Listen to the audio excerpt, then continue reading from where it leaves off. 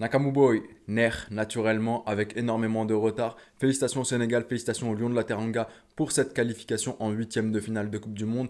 En juillet dernier, j'avais sorti une vidéo qui s'intitulait Jusqu'où iront les équipes africaines en Coupe du Monde où j'avais dit que je ne voyais aucune équipe africaine passer les phases de groupe et notamment le Sénégal, le sujet de cette vidéo. J'avais dit que je ne les voyais pas passer les phases de groupe, pas parce qu'ils étaient faibles, pas parce que les autres équipes étaient plus fortes qu'elles, mais par le fait qu'ils étaient dans le pays, enfin ils étaient dans le groupe du pays organisateur, du pays hôte, le Qatar. Je m'étais énormément basé sur l'histoire, de par le fait que déjà sur les 30-40 dernières années, toujours le pays organisateur avait passé les phases de groupe, sauf l'Afrique du Sud en 2010 et aussi en 2002 pour la première organisation de Coupe du Monde qui était entre deux pays, la Corée et le Japon. On a vu ce qui s'est passé en Corée. Pour ceux qui ne savent pas, il y a eu énormément de problèmes d'arbitrage en Corée en 2002, énormément de, si on peut parler de corruption.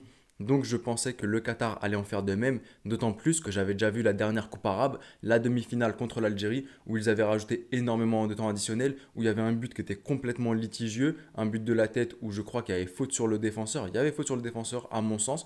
Donc je me disais que tout cela allait faire que le Qatar pouvait passer au détriment du Sénégal, de par le fait qu'ils étaient chez eux. Maintenant, le truc, c'est que tu peux avoir l'arbitrage maison, tu peux être chez toi, tu peux avoir toute l'indulgence du monde. Si d'une part, tu n'arrives pas à être dans la surface adverse, l'arbitre, il va même pas te donner un petit penalty. D'autre part, si l'adversaire, lui, marque des buts qu'on ne peut absolument pas reprocher, on ne pourra pas lui enlever le but. Et c'est ce qui s'est passé face au Qatar. Tout ça pour dire que je m'étais complètement trompé sur mon pronostic et que mon raisonnement a été défaillant à un moment donné. Ça fait plaisir à certaines personnes dans l'espace commentaire, je le vois, certaines personnes qui sont contentes que je me suis raté et qui m'insultent, mais c'est pas grave, ça fait partie du jeu, c'est du pronostic, c'est pas la vraie vie, on s'amuse, c'est comme ça, c'est chill, tranquille. Et pour en revenir maintenant au Sénégal et à la confrontation contre les Three Lions contre l'Angleterre demain dimanche, je ne sais pas si la vidéo sortira samedi, mais je pense qu'elle sortira samedi, donc ce sera demain dimanche.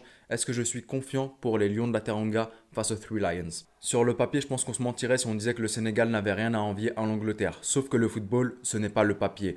Sur le papier, l'Arabie Saoudite est inférieure à l'Argentine, pourtant ils les ont battus. Sur le papier, le Japon est inférieur à la Roja à l'Espagne et aussi à la Nationalmannschaft l'Allemagne, et pourtant ils ont battu les deux. Donc le papier, ça veut absolument rien dire. Maintenant, est-ce que les équipes ont pu me convaincre lors des phases de groupe? L'une des équipes qui m'a le plus convaincu, c'est forcément l'Angleterre. L'Angleterre qui est très très forte sur le papier, justement, bah bon, ça c'est un peu paradoxal, mais sur le papier, je les trouve convaincants. Le 11 de départ est convaincant, les remplaçants sont convaincants. Quand tu me fais rentrer Phil Foden, Marcus Rashford, Jack Grealish, je me dis que franchement, derrière sur le banc, t'en as énormément. Il y a aussi le fait qu'ils sont réalistes devant, mettre 6 buts face à l'Iran et 3 buts lors de la dernière journée face au Pays de Galles qui fait un total de 9 buts. Ils n'avaient pas marqué contre les USA donc ça fait 6 plus 3, 9. Bravo les maths, on est fort.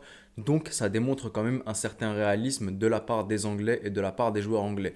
Là où c'est complètement aux antipodes chez les Sénégalais. C'est un truc que j'ai toujours reproché à l'équipe nationale du Sénégal, c'est que tu te procures énormément d'occasions et notamment en l'espace de 7 minutes, tu t'es offert deux occasions mais inratables face à l'Équateur que tu rates. Tu aurais pu tuer le match bien plus tôt et ne pas souffrir vers la 60e, 70e minute en te disant qu'on est à égalité et on doit encore marquer. Tu pouvais tuer le match bien plus tôt et te mettre dans des situations où tu n'avais pas à paniquer.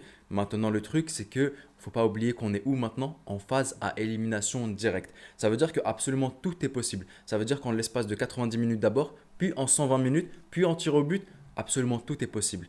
Et là où je regarde l'Angleterre parfois et je les vois vraiment flop, parfois en tour, enfin en phase à élimination directe, je me rappelle de l'Euro 2016 contre l'Islande, je me dis que l'Angleterre finalement, parmi toutes les grosses équipes, j'ai beaucoup d'espoir en Angleterre, c'est peut-être l'une des équipes qui m'a le plus convaincu maintenant, mais si je devais choisir aussi une équipe qui pourrait flop, je dirais les Three Lions, l'Angleterre aussi qui pourrait flop, non pas parce qu'ils n'ont pas l'effectif nécessaire, mais je sais pas, parfois ils arrivent à un stade, je sais pas si c'est mental, les choix du sélectionneur Gareth Southgate, bref, je saurais pas vraiment comment l'expliquer. Toujours est-il qu'on est en phase à élimination directe, ce qui veut dire que le match ne s'arrête pas au bout de 90 minutes, si le score est nul, il va s'arrêter au bout de 120 minutes, et si le score est nul, on va en tir au but. Là où pour moi le Sénégal a un avantage en tir au but, ils ont un spécialiste de tir au but à savoir Edouard Mendy. Et là où pour moi, même si l'Angleterre peut être forte en tir au but, ils ont quand même un traumatisme de la finale de l'Euro 2020. Donc c'est là où je me dis qu'en phase à élimination directe, il n'y a plus de jeu beau. Il y a plus, pour moi, à partir d'un moment, on s'en moque totalement du jeu beau. On est là uniquement pour gagner. Et s'il faut que le Sénégal mette le bus parce qu'ils savent qu'ils seront inférieurs sur le papier et même sur le terrain à l'Angleterre et qu'on va devoir subir et devoir être organisé et ordonné et jouer en contre-attaque potentiellement en attendant soit un but sur contre-attaque ou bien une séance de tir au but pour pouvoir s'en sortir, il faudra le faire. À partir d'un moment, je pense que le jeu, on le met de côté. On n'est plus sur une saison à 32 matchs où on veut, ou 38 matchs plutôt, on veut donner du spectacle à nos supporters tout au long de l'année. Mais là, ce qu'on veut, c'est la gagne. Et pour moi, c'est là où je me dis que le Sénégal a peut-être sa carte à jouer, même si ils paraissent moins forts sur le papier, même s'ils ont des blessés, Idrissa Gana Gueye, enfin non, plutôt carton Idrissa Gana Gueye, Cheikhou Kouyaté, je me dis que vraiment le Sénégal a sa carte à jouer en phase à élimination directe. Et moi, je pars d'un principe où, en phase à élimination directe de Coupe du Monde, absolument tout est faisable.